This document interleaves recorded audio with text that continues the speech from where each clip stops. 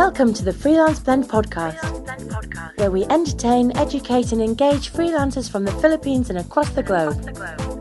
And now, here's your host, Marv De Leon.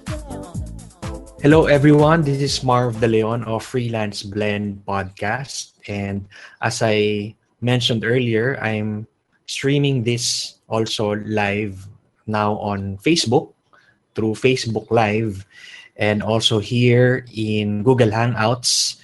And also we'll be replaying the recording of this through my YouTube channel, freelanceblend.com/TV, and of course the podcast Freelance Blend Podcast. And today I'd like to share with you my behind the scenes look at my new course, the WordPress Blogging Basics. Behind the scenes look of my new course, the WordPress blog. Nabubulol ako. The WordPress Blogging Basics course, which is an online course about blogging, of course, about WordPress, which I launched last week, November 3, and will be closing soon on November 10. And so far, I think I mentioned before na ever since I started Freelance Blend, I really wanted to have an online course. Apart from the live workshops, I really thought of being present online, especially for the people who are not able to come to my live workshops. That's why ever since talaga gusto ko na magkaroon ng online course. And it took me 3 years to have my first one, and maraming challenges along the way. And ang pinakamalaking kalaban dyan is procrastination, because it's really difficult to create an online course. And hindi lang yung creation, maraming aspects that I will discuss. The planning, the marketing, the promotion, and everything. Kaya plus the technological and technical aspects. That's why it's really marami kang iisipin, and it will sometimes get you stuck. Kaya yun nga, doon na pumapasok yung procrastination na next time na lang, hindi, parang ang dami mong nilalagay sa yung to-do list that it sometimes really becomes very challenging, and parang hindi nauubos yung to-do list. And yeah, hello to our Facebook Live watchers. Again, this is Marv De Leon. I'm recording my podcast, which will be released hopefully later. I'm also recording it dito sa Facebook Live. My phone is here, and nandito naman sa harap ko yung aking laptop. So I'm sorry if I'm not able to greet you there. So just if you have questions about launching your own course, just let me know. So I wrote down 10 steps on how I launched my first course ever. So number 1 is, since this is a video course, I wanted it na I record everything once, and then people can watch it however they like, whenever they like. And tamang-tama, I had a course last August called the same title, WordPress Blogging Basics workshop. It was a live workshop, a one-day workshop, and I thought of having it recorded by a videographer. So I hired a videographer to record the whole course live. And so that's the first step. I didn't need to plan the recording. I just did the content with a live audience and then had it recorded. Yeah. So after I got the recordings, after the workshop, okay naman, medyo may technical difficulties lang kasi hindi maganda yung audio ng venue, plus yung hindi nadala nung videographer yung special mic na for the camera na dala niya. So, but still okay pa naman yung audio. I hope na yung mga students natin who are already inside the course now, I hope okay naman sa kanila yung audio. It's really the content naman. So yun, after I got the recordings, I edited the videos myself, each and every video. So isipin mo, it was a whole day course. That's why it's about 8 hours. And then I had to trim it down to 4 hours kasi syempre may mga parts that are not nawala yung Facebook Live. I'm sorry, hindi na kinaya ng aking phone.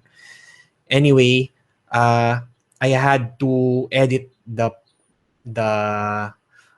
some parts na hindi naman relevant, and also may mga attendees na who don't want to be part of the video. That's why we had to edit it out. Tapos may parts din na we mentioned some brands na hindi naman hindi na natin kailangan banggitin sa course. So may editing part, and to make it more interesting. At the same time, yung presentation, my PowerPoint presentation, I wanted it na every time I move the slide or parang move to the next slide, gusto ko makita yung buong slide inside the video. So I had to edit in pa yung images ng slides ko kasi mahirap din makita yung slides from the video na live na nasa likod ko. So I had to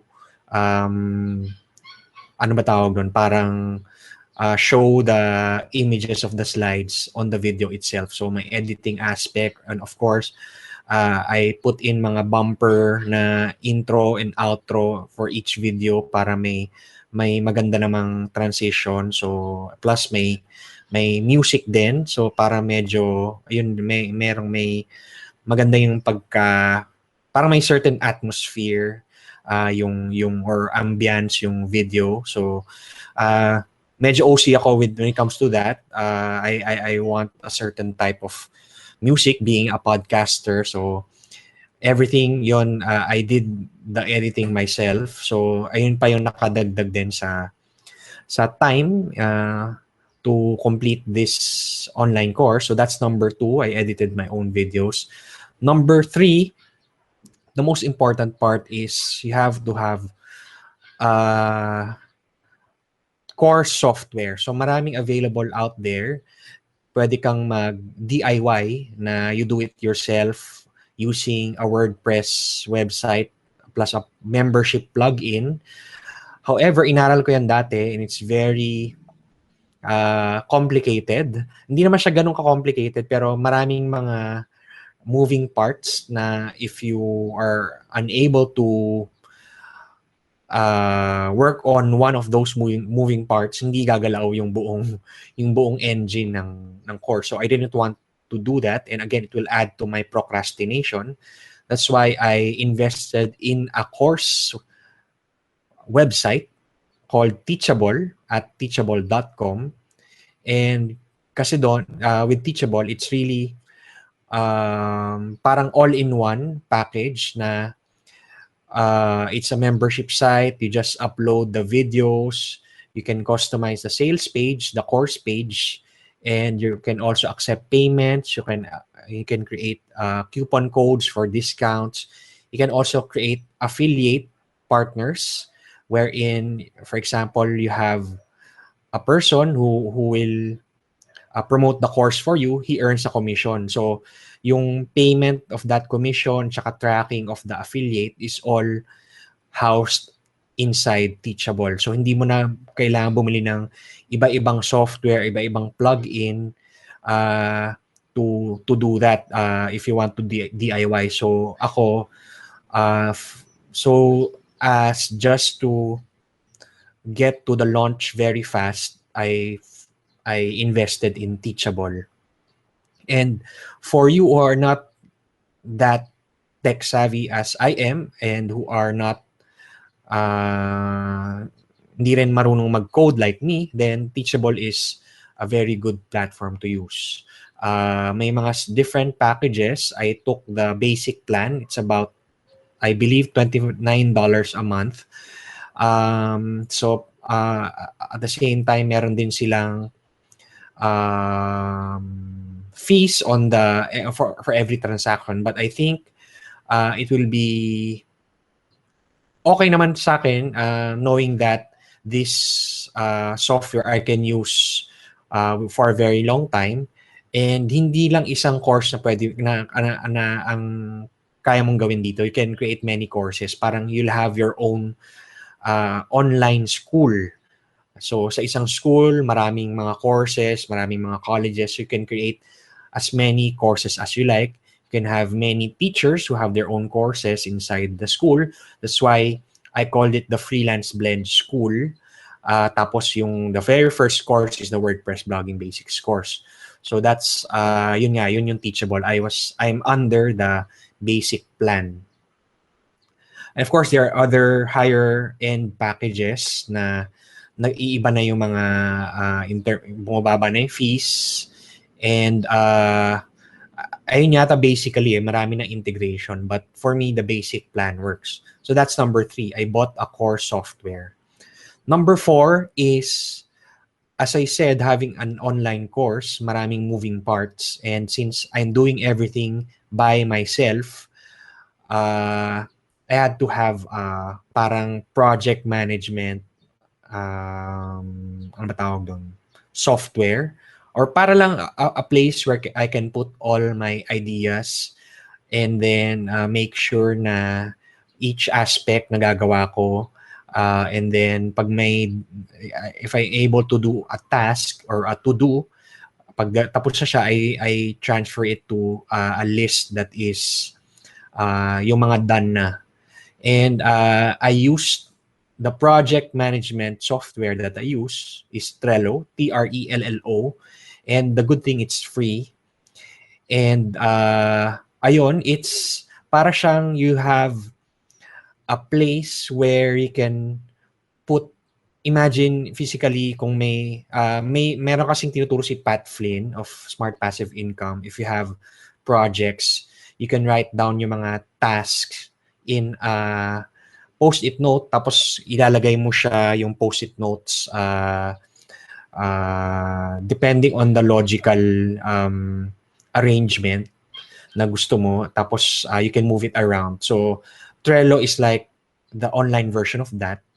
And now I can share with you, for those who are viewing this for those who are viewing the video of this episode, I will share with you my screen on how my Trello for the course looks like. So let me just switch to my screen. I'll share my screen. So this is, if you can see, let me check kung nakita nyo nga properly to. If you can see, this is my product launch board. So meron akong pre-launch to-dos. Dito yung mga anything about affiliates. So ito yung mga, you call it, I believe, list. Ito yung mga list mo. Tapos ito naman yung mga cards. So ito yung mga, shall we say, yung mga post-it notes. So I have different lists for pre-launch, very important. So affiliates, open cart, when ano yung mga gagawin ko pag mag-open na yung course. Next naman, ano naman yung gagawin ko pag mag-close na yung course. And then I transfer. So you can drag this. Pag meron nang tapos, I can drag this to my done. So as you can see, marami na akong nagawa. And then for example, I can since tapos na to, I can drag it here sa done. And that's it. If you want to add a post-it, so add or a card, just click here. You can, for example, doing a webinar now. Tapos add. And then you can edit. You can put labels. You can add team members. You can copy, change due date. So kung gusto mo lagyan siya ng reminder, for example, uh, 10 p.m., November 10, 12 noon, and then save it. And then save. Okay, so nandyan na siya. And again, you can drag it, you can put labels. So this is my product launch board. So I just naisip ko na I can use this again for future launches. That's why yung talagang WPBB course na board ko, I duplicated it. Tapos ito na yung actual na course Trello board na ginagamit ko. As you can see, medyo mas arranged na siya. I thought of putting labels per list para under the done portion, alam ko na yung mga, I can put it back for kung gagawa ko ng future courses. So, yun lang. So, this is how it looks now. As you can see, mas nababawasan na yung mga post-it notes, lahat nasa done as you go through the launch. So, that's, so again, this is Trello. This is very useful for me. And I would highly suggest for you to do this for your launch. Okay, so I transition back to my camera. So let's go back to the steps. So that was number 4, created my project plan in Trello. Then number 5, created a pre-launch, open cart, and close cart plan. So ano ba yung pre-launch? So ito yung before the course opens. So that was as early as October, nagkaroon na ako ng pre-launch strategy. So yun yung nakita nyo kanina sa Trello board ko. Meron akong list for pre-launch. And then open cart. So open cart means when the course opens. So that was November 3. So ano yung mga kailangan ko gawin? I need to publish the course, make it go live, etc. etc. Yung close cart plan naman, ito naman what will happen when the course closes on November 10, 11:59 p.m. I will close the course so nobody can join anymore. Excuse me. So dapat actually iintayin ko yon ng 11:59. I will turn off the course. So nandun lahat ng plan ko, what I need to do during those different stages. So I created the plan, tapos nilagay ko nga siya sa Trello. So that's number 5. Number 6 is I got affiliates for the course. So ano ba yung affiliates? I mentioned earlier, they are my ambassadors. They can help me promote the course. So ideally, people I really know and people who really know me and trust me. So I have as affiliates si Alan Ngo, who is also inside the WPBB course as a blog coach. Pati si Fitz Villafuerte of readytoberich.com, another blog coach. He also helped me as an affiliate. And then Ginger Arboleda of Manila Workshops, also my partner for my live workshops. J3 Patino of Pinoy Money Academy. He's my mastermind, ka-mastermind group ko, and he's also a good friend. That's why he helps me promote the course. And also Roel Manarang of Tycoon.ph, who also is a friend and who's helping me promote the course. It's good that, especially that I still have a small email list, and I started just 3 years ago, and growing pa lang din ng aking email list. That's why it's important to get affiliates, especially if you want to, ang tawag ng affiliate launch, to have other people also promote you. And in exchange, you give them a commission from the sales of the course. But in the long run, it will help you kasi you will get increase pa your email list from their list. Yung mga followers nila will also eventually follow you kasi makikilala ka nila. So that's important also to have really good affiliates that you have very good relationships to. So that's number 6. Affiliates, get affiliates for the course. Number 7, on how I launched my first course ever, is very important also is to write I wrote my pre-launch emails for the course. So ito yung ano yung pre-launch email. So ito yung so I have a subscriber base for freelanceblend.com. So I talk to them the benefits of the course, and parang kumbaga sa movie, when you sa trailer pa lang parang gusto mo na panoorin yung movie, only to find out na yung movie is next year pa. So you can really build anticipation. And that's how the movie industry works for many years. Yung trailer, yung paggawa ng trailer to drum up support, and also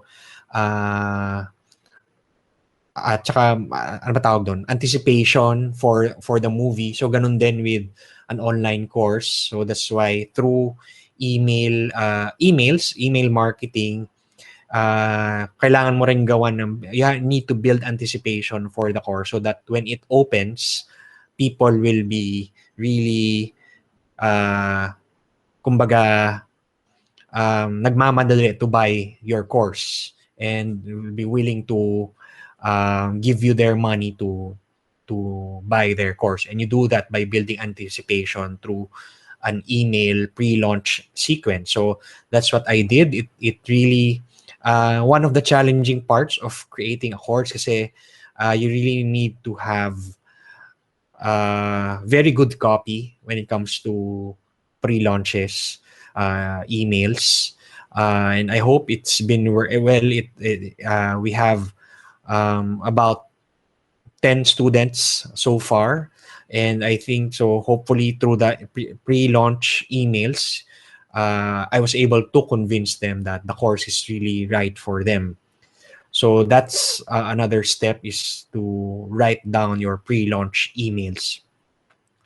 Number 8 is I created an email funnel for the course. So ano ba yung email funnel? So yun nga, apart from the writing down the emails, so dapat it has to be sequential, meaning very timely yung pag-receive nila ng email, and you do that by using an email software or email service. So what I do, I use ActiveCampaign. So para siyang, if you're familiar with MailChimp, Aweber, so ActiveCampaign is what I used. So sinet up ko yung dates kung kailan lalabas yung emails, and yun din, that's what I use also. For example, somebody signs up for the course, buys the course, I add them to my email funnel na makaka-receive sila ng thank you email plus instructions on how to sign up or log in to the course. So very important then to invest in an email marketing software. And again, I would highly suggest ActiveCampaign. Number 9, I created, so related to the trailer, I also created a free video, The Essentials of an Epic Blog, which is a part of the course itself. So parang may sneak peek ang audience, ang followers ko into the course. So parang kung gusto nila makita what's inside the course, how I do my teaching, then they can view this free video that I released a few weeks before the open cart, before I launched the course.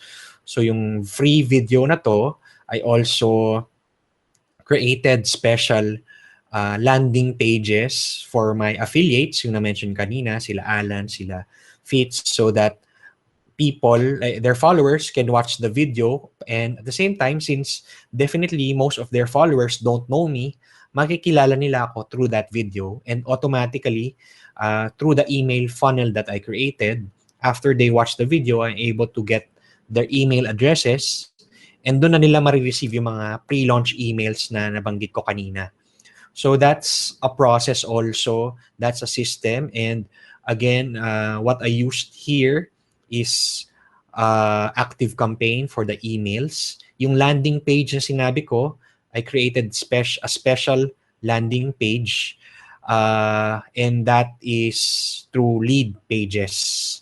I wanted to share also, so that's number 9, no, the free video. essentials of an epic blog. So I wanted to share with you also how it looks like if you are the owner of the course inside Teachable. So dapat pinakita ko kanina to nung step 3, but I will still share it with you right now, especially sa ating mga video viewers. Sa ating mga podcast listeners, I hope you can also watch the video in my YouTube channel, freelanceblend.com/TV. So again, now I will share my screen. Okay, so nagkaroon lang tayo ng konting inception type na ano. Okay, so this is the dashboard of Teachable under the Freelance Blend School. And this is my course, the WordPress Blogging Basics. As you can see, well, I won't show you everything, but ito yung curriculum. So this is the live course. So people are maybe watching right now some of the videos. Ito lang, parang natatakot ako gawin. Anyway, you can edit this, you can create new lectures, tapos mapupunta siya dito. You can create new modules. And sige, let's see this. This is the intro. Okay. So this is where you add the video, yung recording. So in-upload ko yung video isa-isa and I created yung description.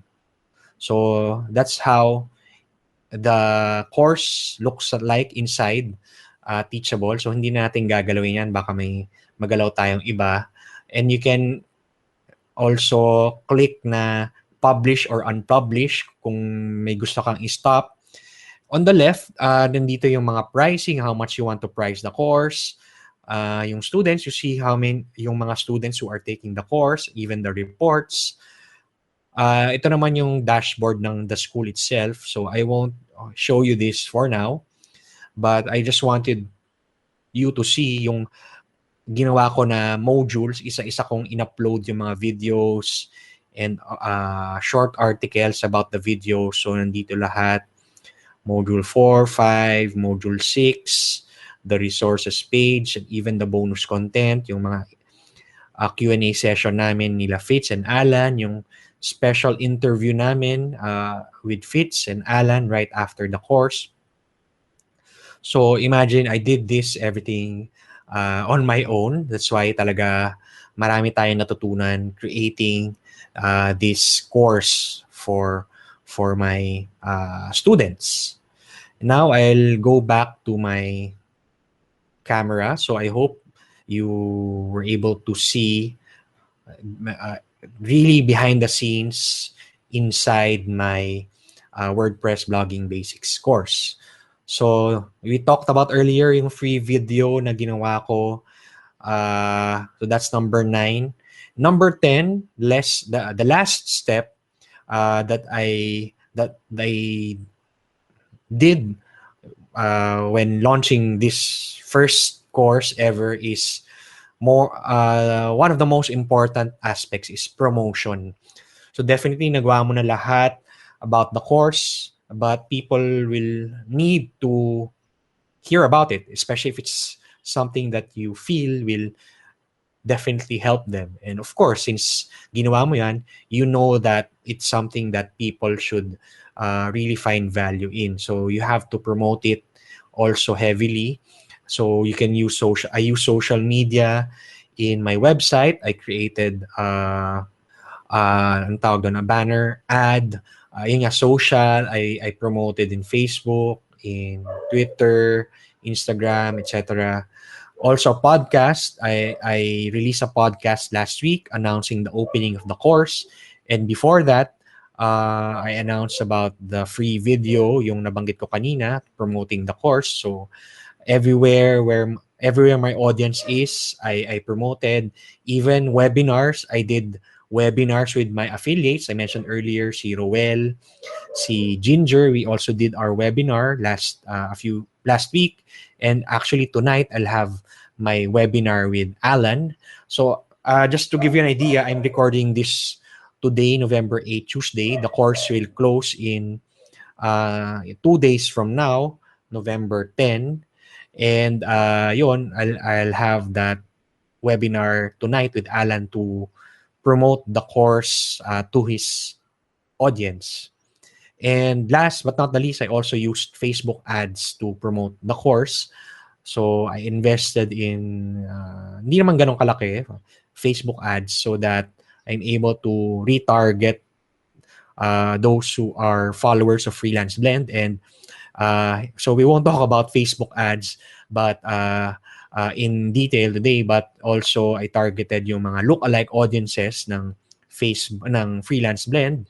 And kasi I know that they know me, and it will be it won't be a hard sell to sell them the course kasi kilala nila ako, versus very cold Facebook ads na hindi ako kilala ng tao. Most likely I won't be able to sell the course to them, and I will be paying masasayang yung Facebook ad ko if I invested heavily on people who don't know me. So that's another step, yung Facebook ads. And nagalit na ang aking aso na si Happy.